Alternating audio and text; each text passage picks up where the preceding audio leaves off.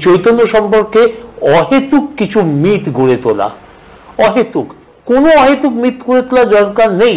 শ্রী রামকৃষ্ণ যেরকম ক্যান্সারে আক্রান্ত হয়ে মারা গিয়েছিলেন, চৈতন্য মহাপ্রভুকে আমি এখন দাঁড়িয়ে বলছি, যদিও আপনি যে বইয়ের ভিত্তিতে আমাকে ডেকে এনেছেন সেখানে কোথাও স্পষ্টত এই লেখার রসদ তখন ছিলেন না। উড়িষ্যার একজন ভদ্রলোক, বিভূতিভূষণ টাইটেলটা ভুলে গেলাম, সেই ভদ্রলোক একটা বই লিখেছিলেন, বইটার নামই হচ্ছে the murder of Shri Chaitanya. আচ্ছা। এবং সেই বইটাতে উনি এরকম দিবাকর দাস, বৈষ্ণব দাস, এদের সমস্ত, এবং মাধব পট্টনায়ক, এদের নানা জিনিস ওড়িয়া সাহিত্যটা ইংরেজি ভাষাতে করে করে দেখিয়েছেন এবং তার থেকে একটা কনক্লুশন ড্রয়ের চেষ্টা করেছেন।